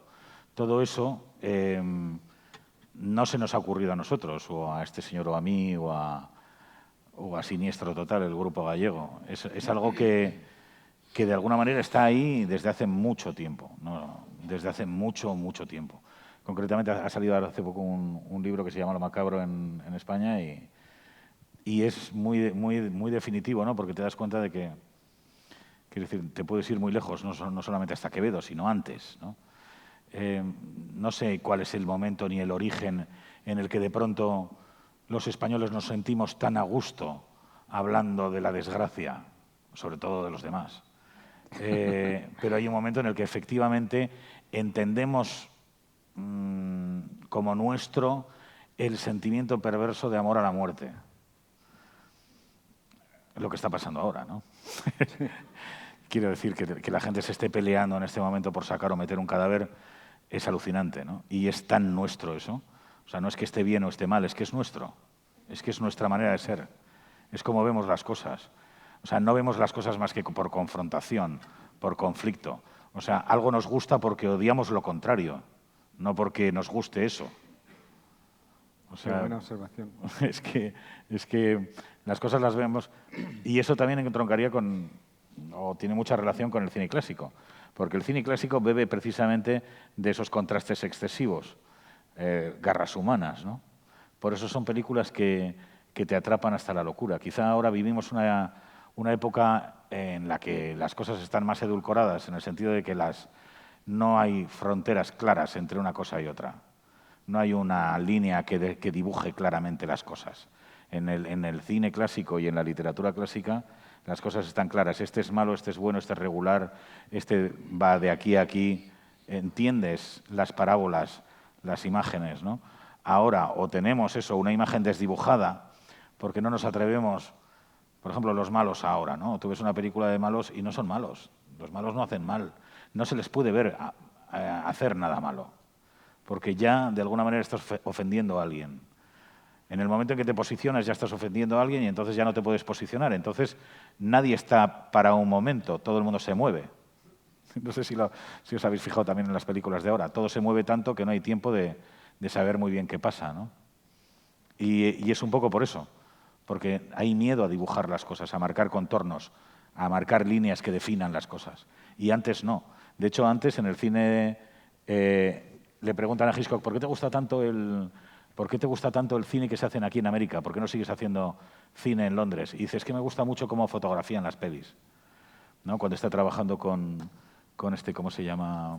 Con el productor, con el de la RKO, Selznick. Dice, quiero que mis películas se vean como las películas de la RKO. ¿Y qué ves tú en las películas que es diferente? Dice, los personajes. Se refería a La luz de contra. O sea, las películas americanas, para que las cosas estén claras, una cosa que también nos han enseñado mucho ellos, metían una luz de contra que no se hacía en el resto del cine, en los fotógrafos. Una luz blanca, que recorta al personaje y que lo diferencia del fondo. Eso que parece que solamente es una cuestión estética, también es una cuestión formal y narrativa. O sea, los personajes están dibujados con respecto al fondo. Entonces, muchas veces al personaje se le entiende no solamente por cómo es él, sino por cómo es el fondo, cómo es lo que le rodea. Y eso es lo que hace también en los guiones a las películas fascinantes. Lo que rodea al personaje le define. O sea, Rick no sería nadie si no tuviera el café americano alrededor, ¿no? Por ponerte un ejemplo, pero vamos. Pasa lo mismo a Wells en Ciudadano Kane y en otras tantas, ¿no? Que el entorno enriquece al personaje. Una pregunta, Eso quiero es aprovechar cine clásico. para hacerte una pregunta. ¿Tiene esto mucho que ver, yo creo, con que los directores de fotografía eran todos de origen, incluso Selznick era de origen judío, centroeuropeo, eran europeos? Todo el mundo era europeo. Si es que todo el mundo, o sea, Billy Wilder, y la luz Lubitsch, expresionista, ¿no? Sí, Fritz Lang, todos los directores de fotografía también, ¿no? Sí, todos provenían del expresionismo de una manera más o menos abierta, ¿no? Pero bueno, todos. Pero los que más nos gustan y los que luego definen un poco cómo se hacen las cosas provienen del expresionismo alemán. Fritz Lang hace cine negro. El cine negro también define mucho un poco cómo se hacen las cosas, ¿no? Esas películas en las que tú de pronto ves al detective y detrás hay una maravillosa ventana cuadriculada que define un dibujo en la pared. Esas cosas que tú, cuando estás viendo una película, no lo notas. Son inconscientes. Tú estás viendo la película y dices, joder, cómo mola. Me encanta la peli. No sabes por qué es, y es porque está bien hecha. Bien hecha significa que cada plano está cuidado. No es, hola, rueda contra esta puta pared de papel pintado. ¿Sabes? Está cuidado. Hay alguien que tiene amor por cada plano y lo diseña, lo dibuja, lo curra. Tanto es así que en el cine clásico, digamos, entre comillas, los directores más que dirigir, dirigían a actores y se metían en la dirección de actores, pero el que dirigía la película era el director artístico, el decorador. Ese es el que decía lo que había que hacer. No sé si Greg Toland, que es el que lleva la foto de Ciudadano Kane, no sé si es Ciudadano Kane también. Digo, lo que el viento se lleva. Pero Ciudadano Kane es de Greg Toland. Greg Toland no sé si era europeo, ¿o sí? El tercer hombre, ¿no? Todas esas películas. Carol Reed era el director, ¿no? Sí. aunque la dirigió Orson Welles, ¿no? Dice. Vamos, que lo que digo, lo que intentaba contar, no sé si me he explicado bien, es que no solamente narrativamente en el cine clásico se dibuja a los personajes con una claridad definida, sino que también visualmente. O sea, se preocupan mucho para que entendamos. ¿No os dais cuenta, no os pasa cuando estáis viendo una película, yo qué sé, pues estáis viendo Encadenados, o estáis viendo Recuerda, o estáis viendo, yo qué sé, una película clásica, qué bien se entiende todo? O sea, qué cojonudamente se entiende lo que pasa. Eso es dirigir, joder. Eso es que no hay más visión que la del tío que la está dirigiendo. La película solo se entiende a mi manera. Y yo te voy a decir cómo se entiende. Y se entiende así. Y así la ves. En cambio, en el cine de ahora, pues tú puedes entender lo que te dé la gana de cualquier cosa. O sea, tú puedes ver una película y decir, es una comedia, es de terror, es una mierda, es cojonuda, es alucinante, joder, No, espérate, que a ti te parece mala, pero es que precisamente porque es tan mala es cojonuda. ¡Ah! ¿No sabía yo eso? Pues sí. ¿Sabes? Todo da igual. O sea, hay una especie como de mezcolanda ahí enorme y eso es lo que al final, quieras que no, te genera una sensación de derrota cuando estás viendo una peli. No digo las mías, que también, obviamente, pero el cine en general, ¿no? O sea, no hay una definición, no hay línea clara. Había unos tebeos que se llamaban los tebeos de la línea clara, de los que estaban los dibujos de Tintín. A Tintín le pasaba lo mismo cuando hacía tebeos, ¿no? De pronto tú estás viendo un tebeo y no te enteras igual muy bien qué pasa, ¿no? Pero en un Tintín no. En un Tintín sabes exactamente lo que pasa. Van de aquí y allí, y a Tornasol le pasa esto, y Mulinsar es así, y Haddock bebe, y el otro es periodista. ¿Sabes? Se entiende todo perfectamente. Yo quiero apuntar una cosa. Has dicho, el director, el que manda es el director de arte, el director... en los clásicos. El director de fotografía, el que vigila las coraos. Cameron Menzies dirigió la película. El ejemplo... O sea, pasaron 4 directores por ahí. El ejemplo más claro lo tenemos en Buñuel. Buñuel era más, venga, haz esto, y venía Gabriel Figueroa y le decía, maestro, déjeme por favor que vamos a iluminar, vamos a hacer esto, lo otro. Él, venga, rápido, que no, pero maestro, y Gabriel Figueroa era el que realmente dirigía, porque también le pasaba lo mismo cuando con Indio Fernández trabajaba, cuando trabajó con Henry Fonda y con el otro y con el John Ford y con tal. Gabriel Figueroa era el que marcaba las películas de Buñuel, porque don Luis era un poquito disparatado, ¿no? Sí, pero tampoco se le iba tanto la olla a ese nivel. Quiero decir que luego también era muy cuidadoso con las cosas. Sí. La montó parda en El Ángel Exterminador, por ejemplo, la montó parda porque la cubertería no era de plata. En el sentido, bueno, lo típico que siempre se le echa en cara a Visconti, ¿no? En El Gato Pardo y en otras, el cuidado enfermizo sobre los objetos y sobre la puesta en escena, ¿no? Visconti en El Gato Pardo exigía que los armarios estuvieran llenos de ropa de época. Y decían, pero si nadie los va a abrir, da igual. O sea, lo necesito para creérmelo, ¿vale? Y no me llevéis la contraria, cabrones, ¿no? Eso es lo que diría yo, ¿no? Pero eso lo hacía Visconti y por en ejemplo, el caso de Buñuel lo hacía más bien el Gabriel, ¿verdad? Sí. Luis, bueno, déjame, ya me contarás cuando Luis está la luz. Luis os puede contar una anécdota preciosa porque Luis, gracias a Luis, yo tuve el privilegio y el honor, el enorme honor de conocer a Julio Alejandro, que es uno de los guionistas que ha trabajado con Buñuel. Y me llamó un día y me dijo, voy a estar con este tío. Y entonces, claro... Y Azcón a la vez. Sí, y nos fuimos de cabeza, ¡pum! Y nada, estuvimos allí con ellos y contaba una anécdota preciosa. Julio Alejandro era, ¿no? Julio Alejandro, sí. Porque de pronto dice, voy a trabajar con este tío y tal, porque estaban buscando... Yo creo que fue por lo de la vajilla o... El Ángel Exterminador. En El Ángel Exterminador, ¿no? Hubo una bronca con el tema de la vajilla y tal, y dijeron que vengan alguien que controle. Y entonces, pues nada, está este hombre, llega allí y tal, y le dice, Buñuel, ven aquí y tal, que vamos a tener una pequeña entrevista para ver si podemos trabajar juntos o no. Y entonces coge Buñuel, le lleva al despacho, le abre un cajón, era así, ¿no? Si me equivoco, corrígeme. Abre un cajón, ¡ja! Y en el cajón hay un trozo de solomillo de este calibre, un trozo de carne, ¿no? O no era así. Eso lo he soñado, ¿no? A mí me suena familiar, pero vamos, es que es una anécdota de la que han pasado... Y él decía, la corrupción de la carne. 22 años, sí. No, él decía, la corrupción de la carne. 25 años, sí. Pero no, le enseñaba una cosa totalmente distinta. Sí. ¿Qué le enseñaba? Es que no me acuerdo. Y le dijo, ya está, ya puedes trabajar conmigo, algo así, ¿no? Sí, no le enseñaba un trozo de carne. Eso es lo que hace él luego en la peli. ¿Qué película? En El Ángel Exterminador. no sé qué hostias le enseñó, le abrió un cajón y estaba vacío. Y le preguntó, ¿qué es para ti? Y dijo, la corrupción de la carne. Y el otro le dijo, estás contratado. Sí.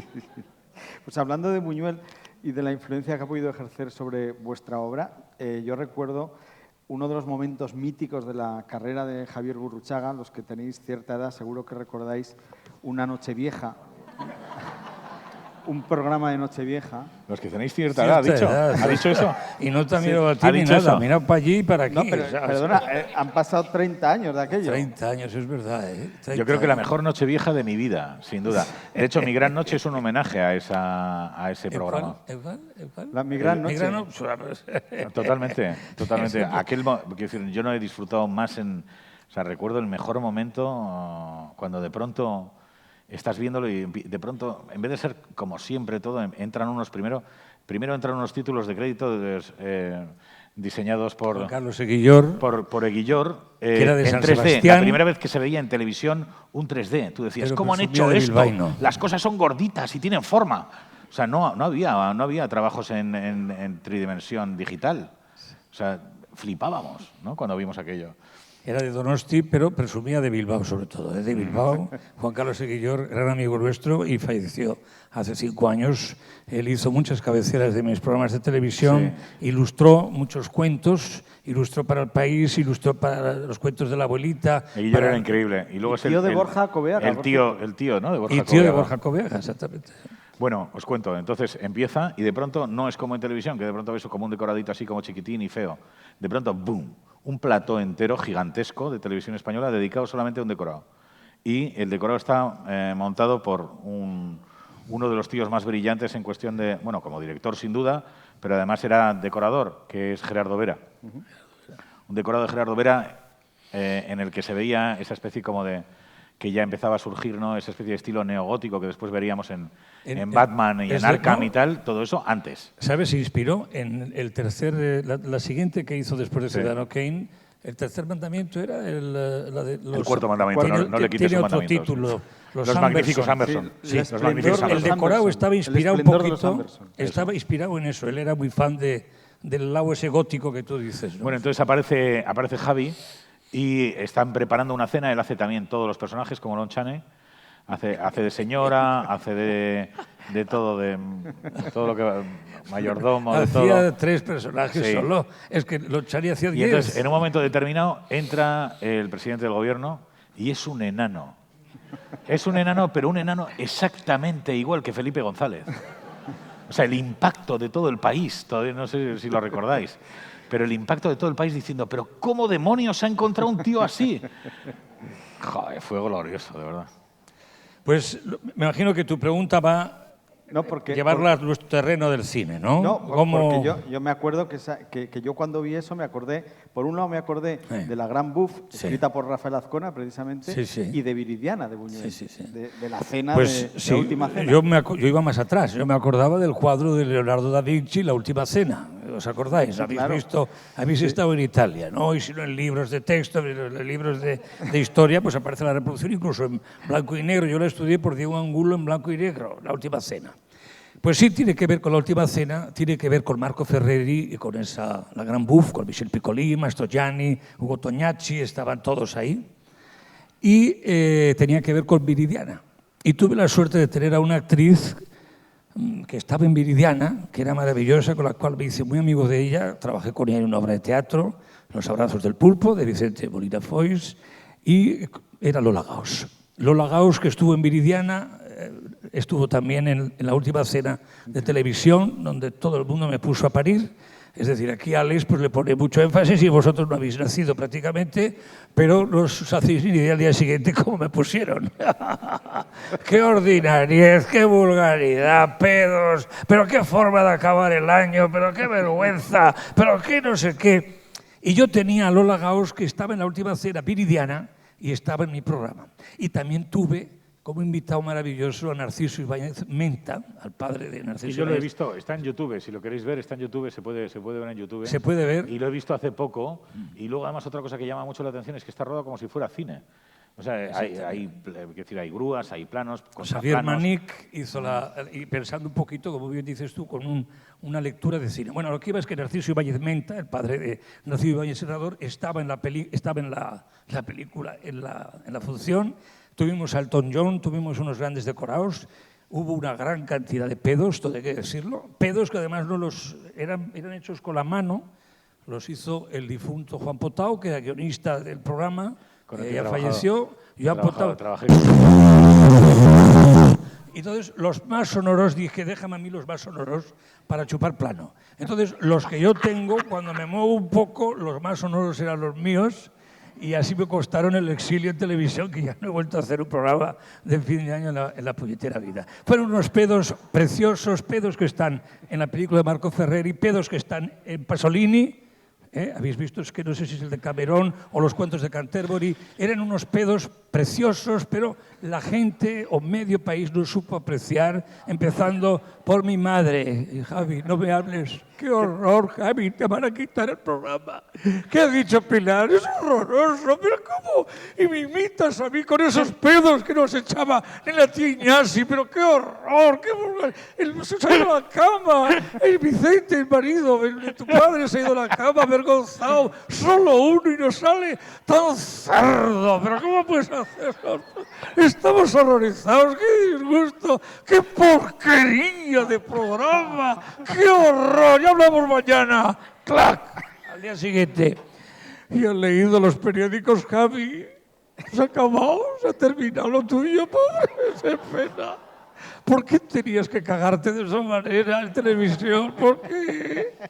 Pues todo eso estaba ya inventado. Estaba Ferreri, estaba Leonardo da Vinci, estaba nuestro Señor Jesucristo que organizó la cena. Si no hubiese hecho esa puñetera cena, no hubiese producido eso un exilio. ¿Os acordáis, no?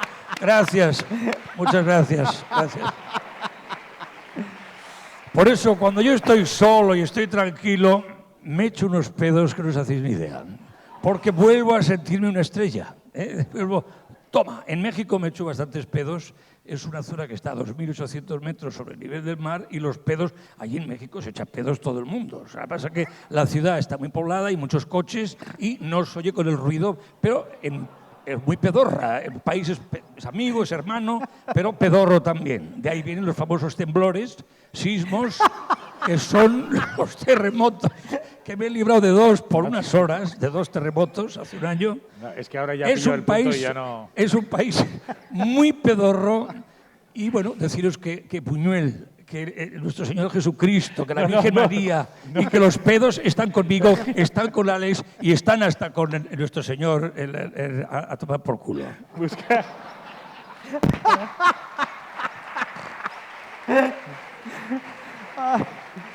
Está todo inventado, está todo inventado. Busca ejemplos insignes, ¿no? De cosas espantosas y grotescas. No sé. Pasolini, nos gusta Pasolini. Nos hemos visto todas. Claro. Sí, pero no era lo único que hacía Pasolini. En la última película, Pasolini hacía más cosas. El Saló comiendo mierda. Estaban en la última. Yo me tuve que salir, entré enseguida porque tenía interés la película, ¿no? Pero bueno. Esta fascinación por lo escatológico también es muy nacional, ¿no? Sí. Pero bueno, la verdad es que produce una reflexión bastante interesante el pensar que ese programa sería completamente impensable 30 años después en una televisión. Pilar estaba encantada, Pilar. Sí, a mí me ha encantado. Todo el cine de Buñuel. Y Viridiana también sería impensable. Y mañana creo que pasáis Wild Bunch, ¿no? Pasáis, ¿cómo se titulaba en castellano? Grupo Salvaje. Grupo Salvaje, sí. Tampoco es una película que se podría rodar ahora y tantas otras, ¿no? O sea, vivimos un momento ahora de extrema corrección. Bueno, tenemos un tiempo para algunas preguntas. Si os apetece formulárselas a nuestros invitados, ahí hay una. Caballero.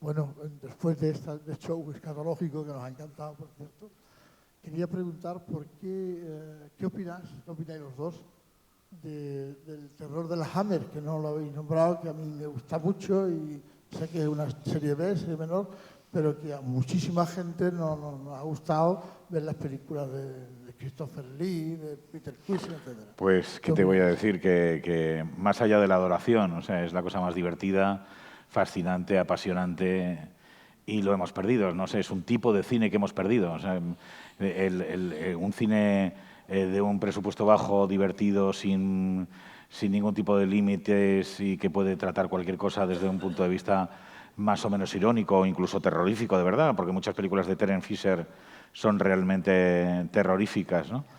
Pues solamente tengo buenas palabras y sobre todo una sensación melancólica muy grande, ¿no? Porque todo eso ha desaparecido. Te nombraría, no sé, desde el comienzo de la Hammer, ¿no? Y casi englobando todo el cine británico de terror y de fantástico, pues como de las mejores películas que he visto. O sea, el ciclo de Quatermass, por ejemplo, el abominable Dr. Fives, o Fives, o como yo de pequeño decía Fives. Las películas de Frankenstein y de Drácula de Terence Fisher son buenísimas, pero más que buenas casi. O sea, joder, no te diré que sean mejor que la de Todd Browning, pero o mejores que James Whale, pero joder, es que las de Terence Fisher son muy buenas. No sé, es un mundo increíble que no ha tenido... Bueno, quizá ahora lo único que se me ocurre es Black Mirror, ¿no? Dentro del cine británico ahora el fantástico está en la televisión. Señor. ¿Una pregunta más? Sí. Allí al fondo. Si no habéis visto las películas de Quatermass, que es una especie de investigador del oculto, yo las vería. Es como un Sherlock Holmes, pero del mundo fantástico. Hay una que es alucinante. Se ha colado un extraterrestre en la abadía de Westminster y es una pasada. Y luego hay otra en la que hay un ovni en el metro de Londres. Hola. Hola, buenas noches. ¿Se me escucha? Sí. Enhorabuena por vuestra obra y por ser como sois. Gracias. Hemos pasado un ratito muy agradable y me gustaría saber películas favoritas para vosotros del cine español, de toda la historia del cine español. Vale. ¿Empiezas tú? Bueno, del cine internacional siempre cito a Vértigo como la mejor película que he visto en mi vida. Hablando de películas que te impactan, sería esa.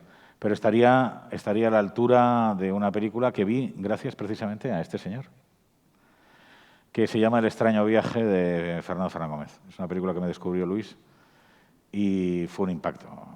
Fue como, no sé, como si hubiera encontrado un hermano que no conocía. Impresionante. Fernando Fernán Gómez yo creo que es uno de los mejores directores, si no el mejor director de España. Lo que pasa es que, claro, que era un tío tan apabullante en cuestión de talento que pues, la gente solamente le recuerda como actor, porque pues sí, yo creo que ha sido el mejor actor español. Pero es que además era un director extraordinario, pero vamos, con una brillantez increíble. Las películas son inolvidables, son todas brutales, ¿no? No solamente El extraño viaje, La vida por delante, La vida alrededor, no sé, El mundo sigue. El mundo sigue. El viaje a ninguna parte. El viaje a ninguna parte. Está la de... la que es una adaptación de una obra de teatro tan divertida. La venganza de Don Mendo, de Fernando Fernán Gómez, de verdad, verla, o sea, es increíble. Y luego, claro, como novelista también era muy bueno y como escritor de obras de teatro, no sé, es que todo lo hacía bien. Y desgraciadamente para mucha gente es un señor que se enfadaba en la tele. Es muy triste todo eso, ¿no? Que la imagen que al final nos quede de un genio pues sea un momento magnificado por la televisión más absurda, ¿no? Sí, El extraño viaje. Después, ¿cuál es? Pues El cochecito. El cochecito de Pepe Isbert, esa es alucinante. Y creo que la van a estrenar con un final alternativo. Sí, porque la versión, no se leía algo en El País, que había una nueva copia con el final que quería Azcona. Ah, qué bueno. El cochecito, El pisito, cualquiera de Berlanga, sobre todo no sé, El verdugo, ya, Plácido. La gente dice que Plácido es mejor que El verdugo, no lo sé. Cualquiera de las dos es alucinante. No sé, Los jueves milagro. Y tantas otras, no sé. Hay muchas, no sé, del cine de ahora hay un nivelazo, ¿no? La Isla Mínima es una gran película, por ejemplo. Y otras, no sé, un huevo de ellas. ¿Tus películas españolas favoritas? Sí. El cochecito, ¿verdad?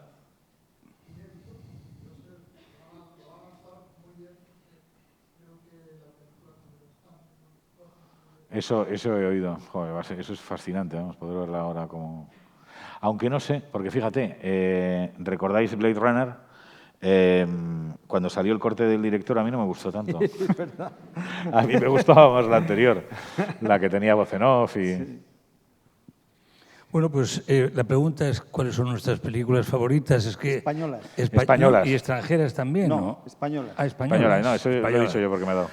Bueno, Al margen de las tuyas.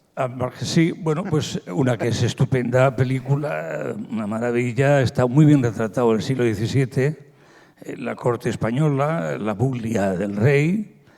Está inconmensurable ese actor ordinario, vasto, vasco y vasto, que es Javier Gurruchaga, es El Rey Pasmado. El Rey Pasmado es una película estupenda, estamos todos bien, dirigida por Imanol Uribe, una novela de Gonzalo Torrente Ballester, y todavía recuerdo el día del estreno, la ropa la hizo Carlos Artiñano, ¿no? Y estaba allí el maestro, el Gonzalo Torrente Ballester, el escritor de la novela El Rey Pasmado, que Imanol llevó al cine. Y le preguntamos, ¿qué tal, don Gonzalo? ¿Qué le ha parecido? ¿Cómo? Estaba Carlos muy pendiente, había hecho todo el vestuario, se había empapado todo Velázquez, todos los días iba al Prado a ver a Velázquez, a ver a Murillo, porque tenía que empaparse de la ropa del barroco de esa época. ¿Qué tal? ¿Qué le ha parecido así antes de entrar y tal? Bien. Lo que pasa que los reyes, estos eran muy guarros. Entonces llevaban la misma ropa todo el mes, llena de mierda por todos los lados. Los habéis puesto demasiado guapos, demasiado elegantes, eran sucios y olían mal. Y nos dio un discurso sobre la realidad de la corte, era Felipe IV, el conde Duque Olivares, el imperio español era enorme, pero por lo visto pues no había jabón. Eso también pasó en Francia con Luis XIV, que eran reyes muy guarros que lo disimulaban todo con pelucas, con trajes, etc. Pues Torrente Ballester nos dijo que eran muy guarros, que la realeza entonces, yo no sé si ahora se habrá heredado también esa cosa, pero tiene una tendencia, eran guarros y se echaban muchos pedos también. Pero esa película es fantástica. ¿Qué manía tiene este hombre? En francés era Le Javi. Roi Vailly. No hables de pedos. Voy a hacer como de tu madre. En francés. No digas pedo. Bueno, me gusta El Verdugo, me gusta, como no, El Pisito, me gusta, no sé, La última tuya, Los perfectos desconocidos, si no es por hacerte la pelota, me parece una película maravillosa. Sé que originalmente es italiana, que ha habido argentinos que han cogido la adaptación, la quieren montar en un teatro, me da igual.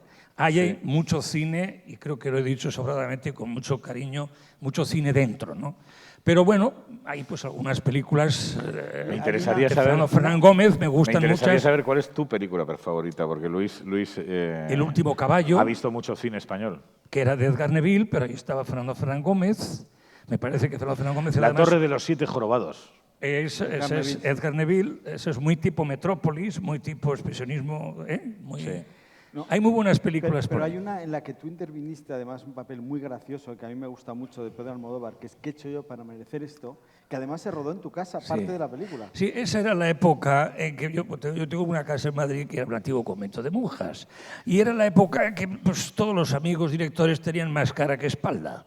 Y entonces pues me decían, oye Javier, ¿por qué no me dejas? Tienes una casa magnífica, ¿no? ¿Por qué no me dejas? Entonces, medio que he hecho yo para merecer esto, Almodóvar está rodado en mi casa. Era toda la casa de Gonzalo Suárez, donde iba a trabajar Carmen Maura, pues esa casa es mi casa, ¿no? De hecho, ahora pues está alguien alquilándola, está viviendo en esa parte. Hombre, pues ahí estuve donde estaba Gonzalo Suárez y aquella Katia Doritz, ¿cómo se llamaba aquella actriz? Donde iba Carmen Maura.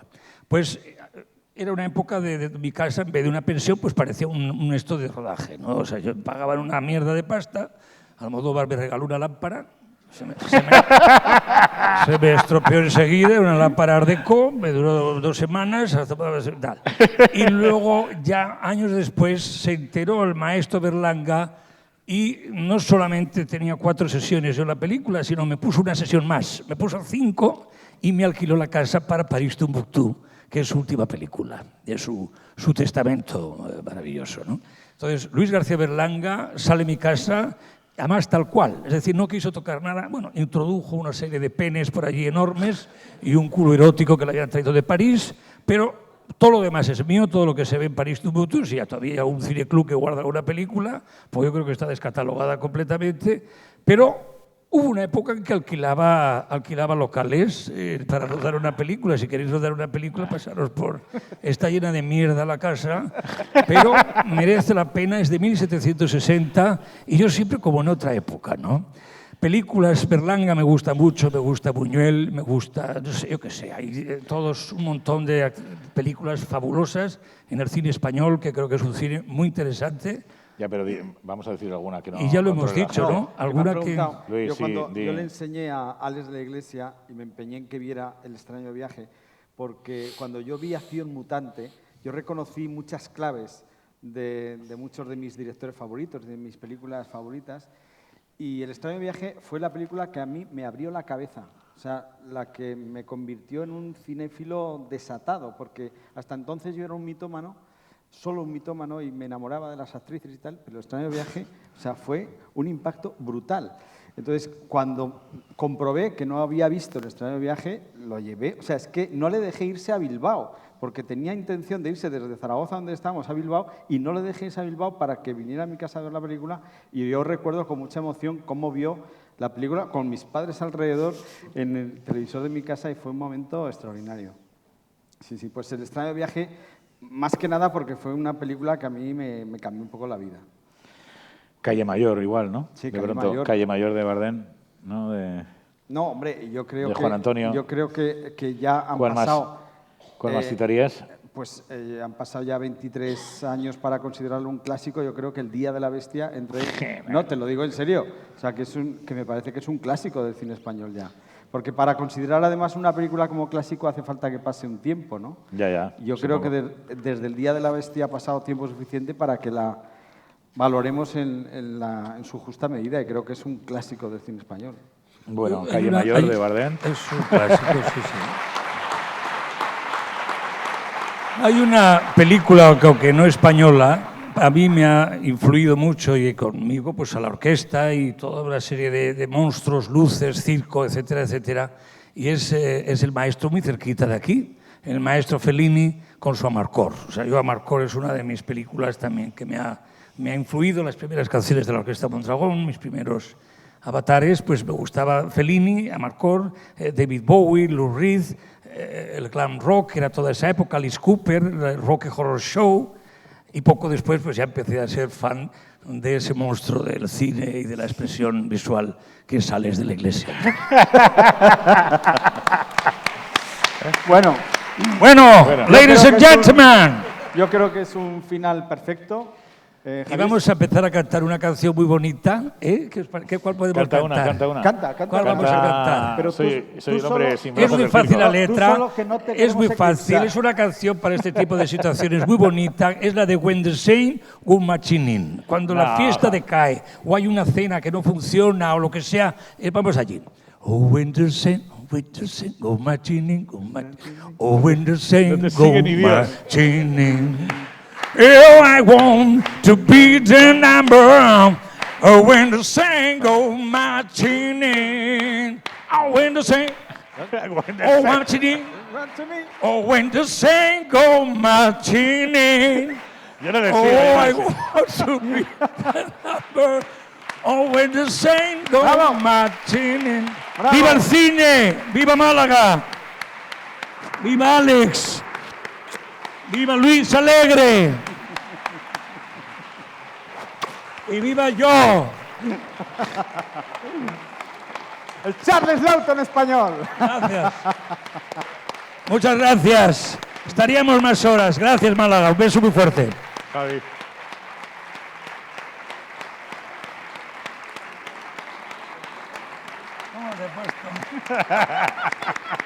Pero bueno.